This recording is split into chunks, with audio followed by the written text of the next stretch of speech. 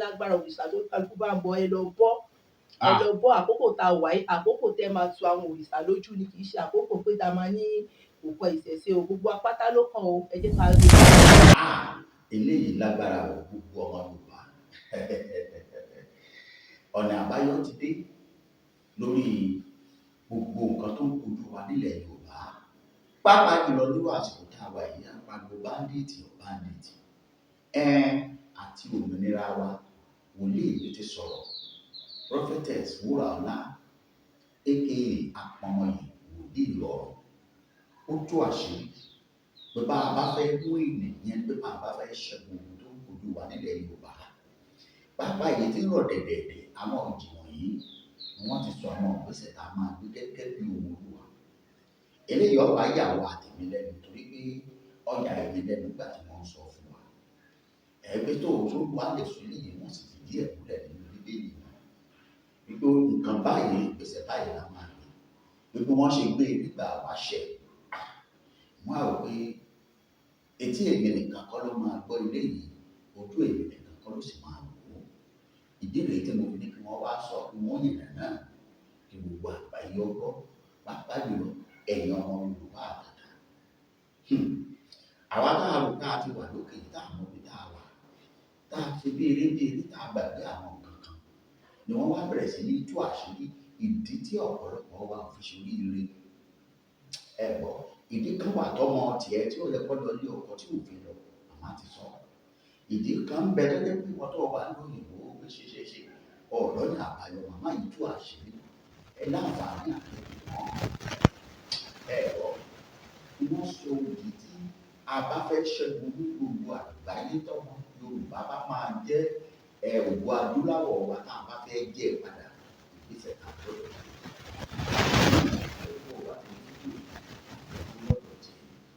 Jù sórí gúrúùpù tó wà lọ́dọ̀ tiẹ̀ ẹ ṣí àìjọ gbogbo wa lọ ẹ má ti ẹ̀wọ̀n pé mi kún ọ̀rọ̀ sọ ẹ ṣàánú ẹ bá mi jù ẹ fẹ́ sọ̀rọ̀ bí ìsìta ẹ jù ẹ jẹ́ káwọn èèyàn mọ̀ pé èyí ṣe wọ ẹnìkan ní àwọn wòlíì tí wọ́n ń sọ tẹ́lẹ̀ àìlúyè pẹ̀lú wọn pé báyìí ni ẹgbẹ́ ìgbésẹ̀ ká máa gbé èdè bákan náà ìwà àti ọ̀rọ̀ bẹ̀rẹ̀ ìgbésẹ̀ tó yẹ ká gbé bàbá máa ṣe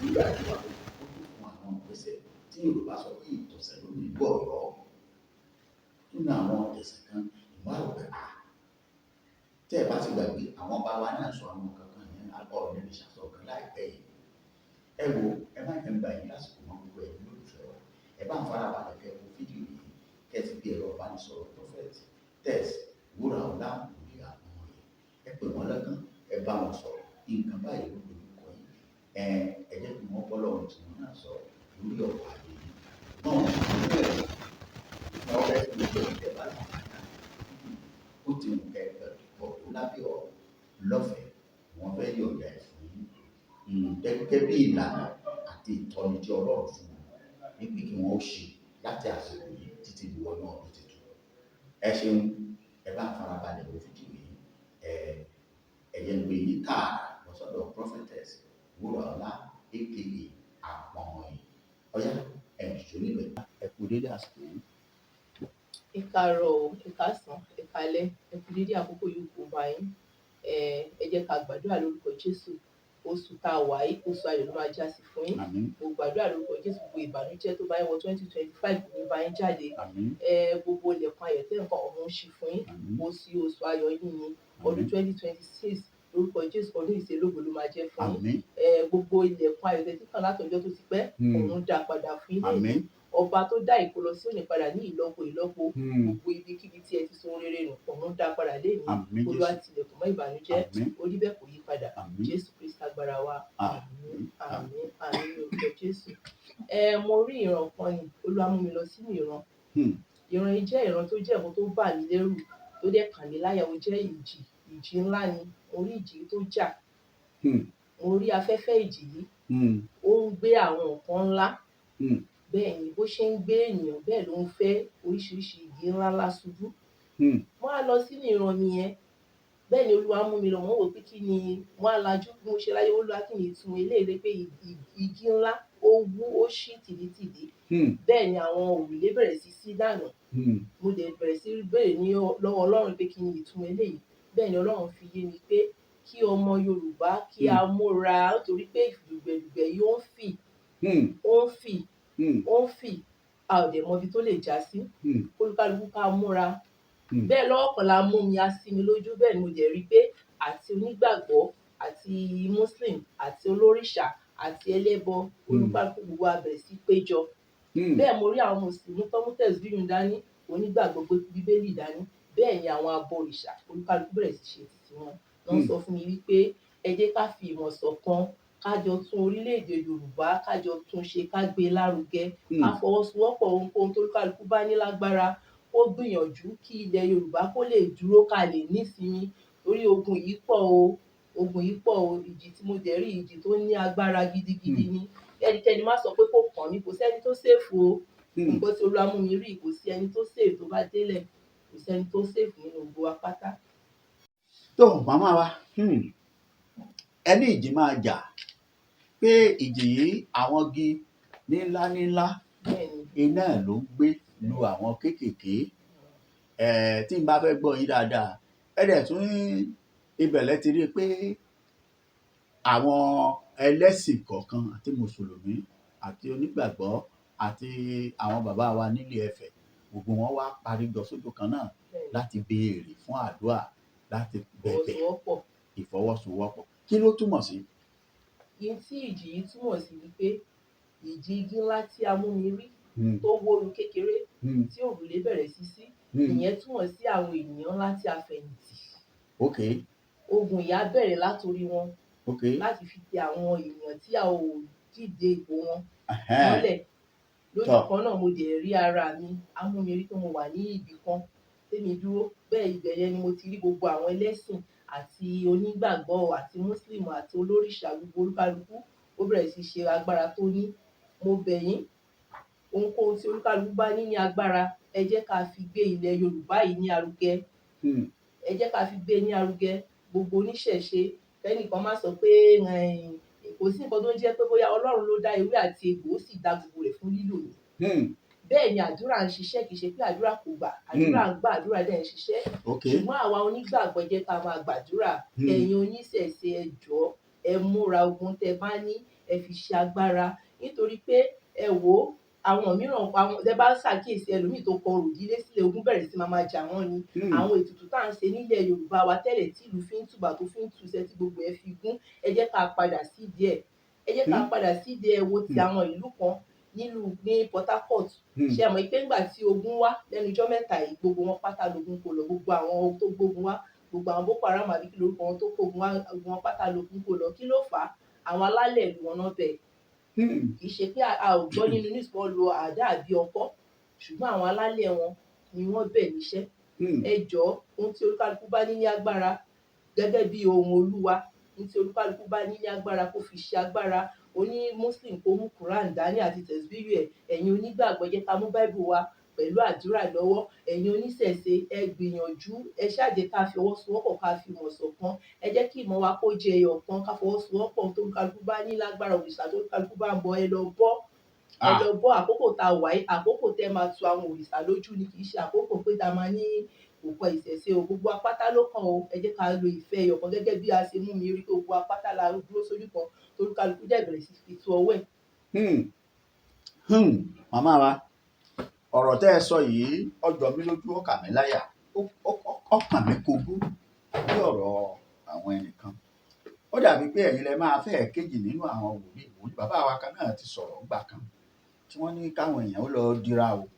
Ọ̀rọ̀ tí yìnyín náà kò fẹ́ tà sí bàbá tó sọ pé káwọn èèyàn wa kí wọ́n ó dira torí pé ogun ń bọ̀. Ẹ̀yin náà nítò kí àwọn àrà Yorùbá ká máa lọ tu àwọn alálẹ̀ lójú. Ó ní mùsùlùmí gbé Kùránì àti tẹ́síbíù àti gbogbo ohun tó bá mọ̀ kó nígbàgbọ́ di bíbélì àti àgbélébù lọ́wọ́. Wọ́n káwọn oníṣẹ̀ṣe. Ẹ dákun, kí ni ẹ rí tẹ́ ẹ fi sọ bẹ́ẹ̀? Kí nìdí tó sì yẹ kó rí bẹ́ẹ̀? Èmi rò pé ó yẹ kí níbi táyé lajúdé yìí ká wọ ṣọ́ọ̀ṣì lọ àbí orí òkè. Ẹ ṣe olóòtú.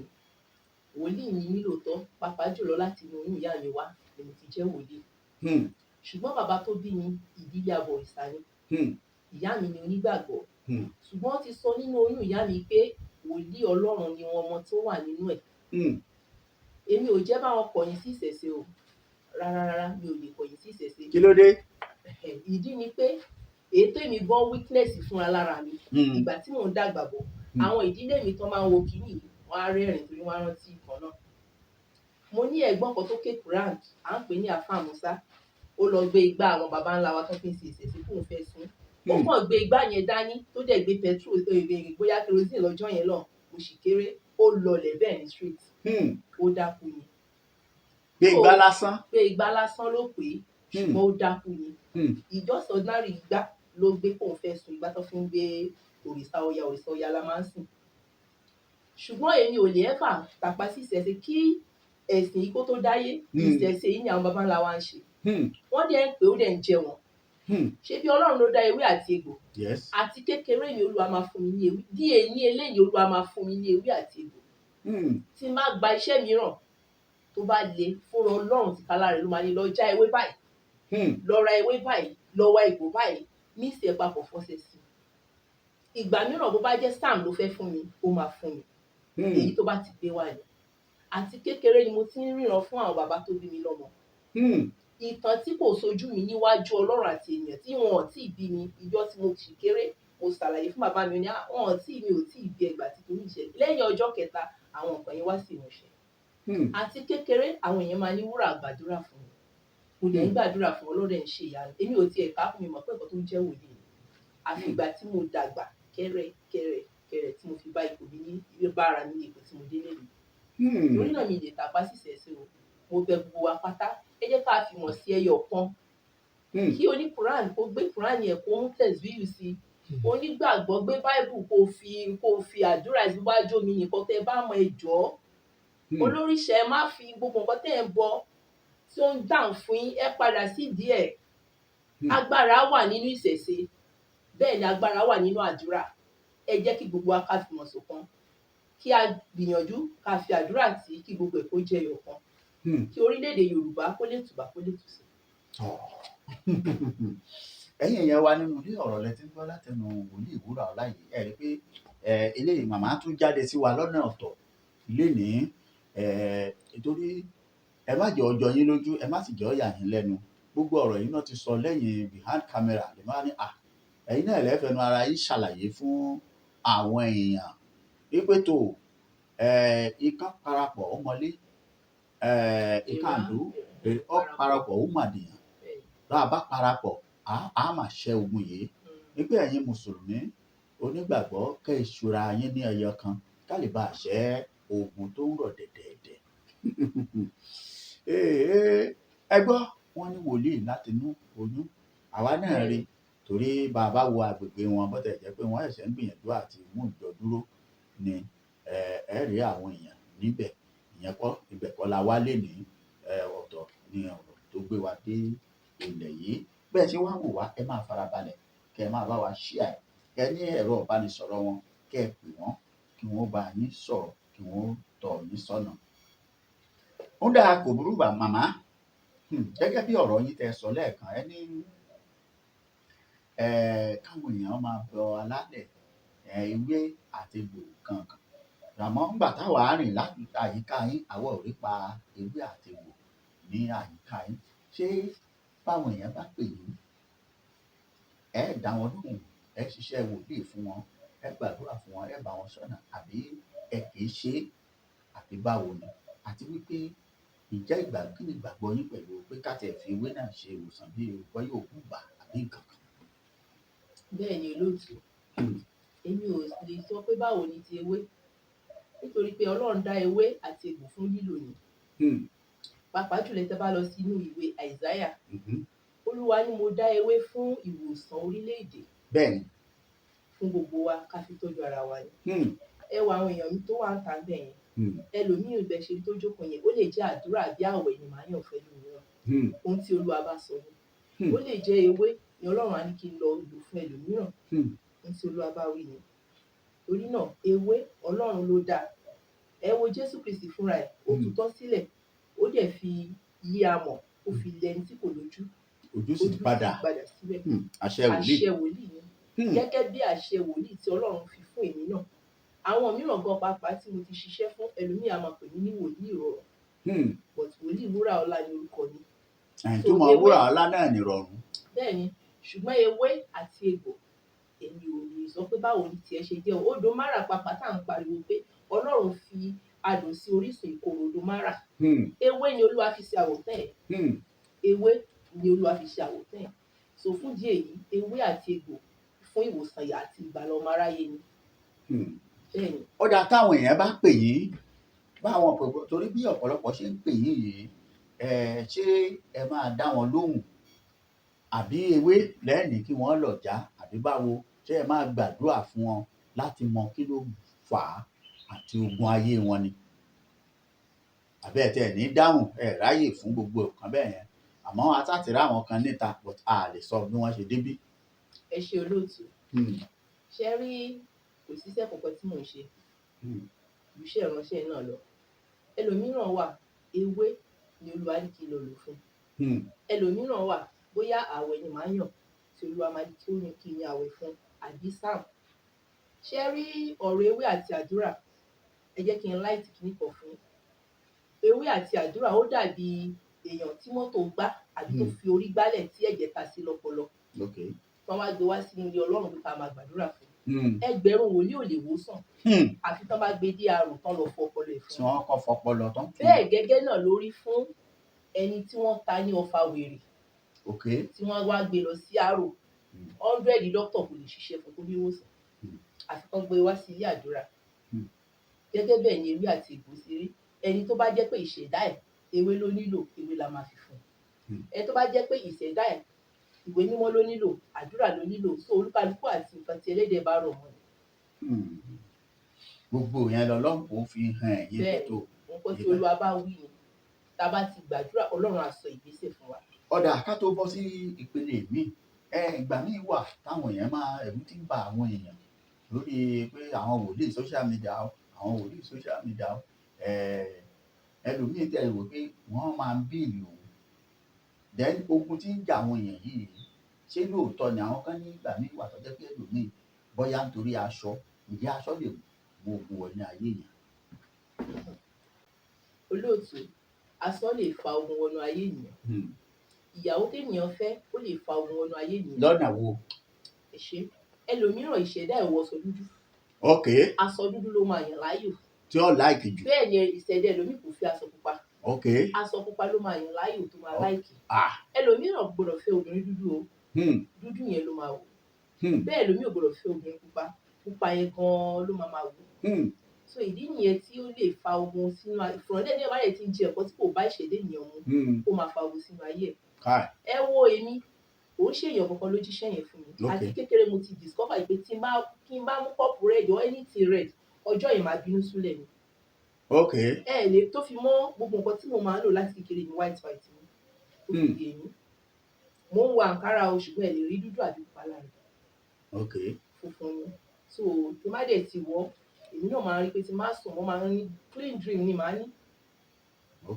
Bẹ́ẹ̀ ni nítorí pé mo mọ èèwọ̀ ìṣẹ̀dá mi láti kékeré kì í ṣe pé bóyá ṣùgbọ́n àwọn mìíràn ò mọ̀ torí kì í ṣe gbogbo èèyàn ló ní oore ọ̀fẹ́ yìí. Bẹ́ẹ̀ ni ìdí nìyẹn tí ogun fi ń wọnú ayé ẹ̀mí mìíràn. Ọ̀rọ̀ rẹ ò Jésù. Bákan náà gbogbo ẹ̀yin abiyamọ tẹ́ ń gbọ́ mi pátápátá pàápàá jùlọ ẹ̀yin obìnrin lórí àwọn èso yín mo gbàdúrà lórúkọ Jésù èso yín ò ní rẹ̀ dànù. Àmín. Olúwa ní kí ẹ pè mí láti títí di láti January títí di láti December títí di January 15. Bẹ́ẹ̀. Olúwa ní kí ẹ pè mí kí n máa gba àdúrà fún ìdílé kọ̀ọ̀kan. Ogun Íjíbítì lórúkọ Jésù kò ní ja ìdílé yín. Àmín. Ogun tó ń pa àkọ́bí run kò ní ya ìdílé yín. Àmín. Nítorí Olúwa ní májẹ̀mú fún àwọn àkọ́bí àwọn ènìyàn ìkà láti pa wọ́n run. Áńgẹ́lì ajàmámàlàsì ló ń bọ̀. Àìmọ̀ bóyá àwọn ìkà ènìyàn wà ní agbolé ẹlòmíràn.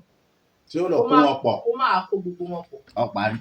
So fún ìdí èyí gbogbo ẹ̀yin abiyamọ Olúwa rán mi sí yín ẹ pè mí kí n gbàdúrà lórí ìdílé yín lórí ìdílé kọ̀ọ̀kan àti àwọn ọkàn tó yẹ pé ó wòó pé láti January títí di December mo ṣiṣẹ́ mi ò ro ohunkóhun mú jáde níbẹ̀. Ẹ pè mí lórúkọ Jésù 2026 ọdún ìṣerelógo yín ni. Ọdún ayọ̀ yín ni. Ọdún ìṣerere yín ni. Bàbá pa yín lẹ́rìn-ín. Ẹ ò lè ní gbèrè ìtìjú. Àmín Jésù. Àmín. Ọ̀rọ̀ lẹ́ gbọ́ yìí gbogbo ẹ̀yin olólùfẹ́ wa tẹ́ ẹ̀ ń gbọ́ wa. Màmá ní kẹ́ ẹ pé àwọn pàápàá jùlọ ẹ̀yin abiyamọ ayé lọ́kùnrin àti lóbìnrin. Lóòótọ́ àwọn sọ pé obìnrin, ẹ mọ̀ pé obìnrin làwọn. Ṣé àwa bàbá àìṣe bàbá ọmọ? Ẹ̀yin bàbá náà tẹ́ bá láǹfààní torí ọmọ mi wà tí ó jẹ́ pé ó dàbí pé kò tiẹ̀ níyà mọ́. Bàbá náà ló di nursing father. Nursing father ti pọ̀. Ẹ láǹfààní àti pé ẹ̀rọ ìbánisọ̀rọ̀ wọn kí wọ́n gbàdúrà fún yín, kí wọ́n bá yín sọ̀rọ̀ kí l'Olúwa fẹ́. Àtàwa tá a ṣiṣẹ́ láti bẹ̀rẹ̀ ọdún yìí tó jẹ́ pé àtẹ̀rí nǹkan kan náà ká sí pé tó odidi oṣù 12 nǹkan báyìí mo ṣe. Wọ́n ní ká wá káwọn ó gbàdúrà kólúkúlùkù wọn mọ ibi tí ó ń lọ àti ibi tó dé dúró.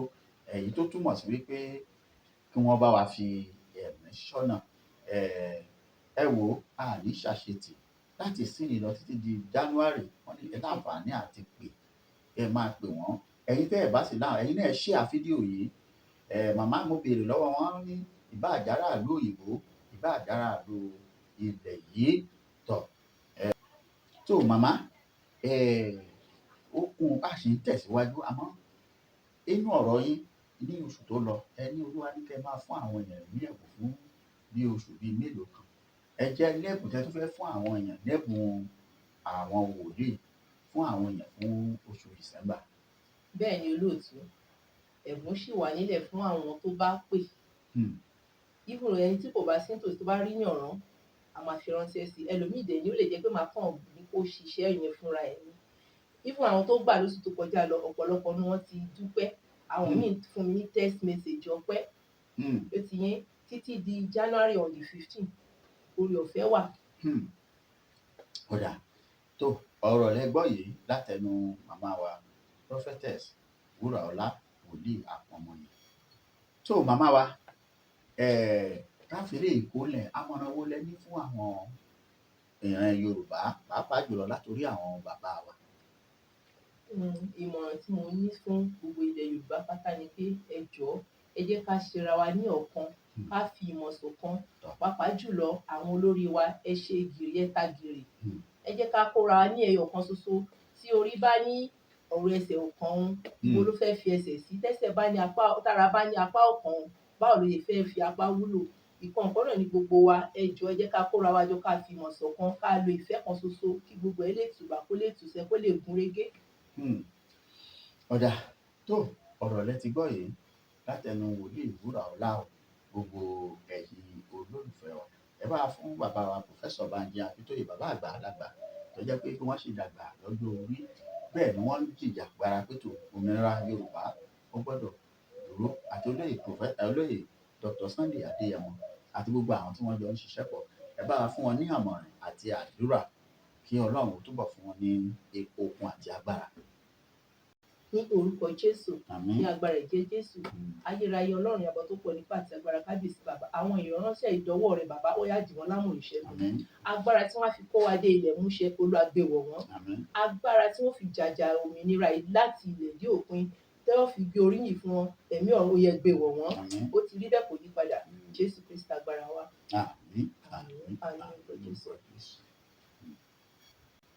Mo gbàdúrà fún bàbá wa Akíntóyè Sunday Igboho ẹ̀yin lọ́balọ́ba ẹ̀yin ìjòyè. Mo gbàdúrà kí Ọlọ́run kó dì yín mú. Ẹ ti ń gbé lórúkọ Jésù ọ̀run á bá yín gbé dópin. Ojú ò ní tì yín. Ẹ̀ní ṣubú ara ẹ̀ní ṣubú ẹ̀mí ẹ̀ní fọmọ yín ṣẹ́gun Yorùbá. Ó ti rí bẹ́ẹ̀ kò yí padà. Jésù Kristi agbára wa. Àmín lórúkọ Jésù. Tó ẹ̀yin olólùfẹ́ wa ọ̀rọ̀ lẹ ti gbọ́ látẹnu màmá wa prophet Wúràọlá aka Àpọ̀nmọ́yìn láti bí ìṣẹ́jú díẹ̀. Ẹ láǹfààní àti pè wọ́n bí mo ṣe sọ lẹ́ẹ̀kan sí bẹ́ẹ̀ ṣe pè wọ́n lórí ohunkóhun tó bá dojú kọ yín ó sì dá mi lójú pé Ọlọ́run wọn kò ní já yín kulẹ̀ títí ìgbà míì tá a tún pàdé àlàáfíà Ọlọ́run máa pẹ̀lú ìdàgbẹ́.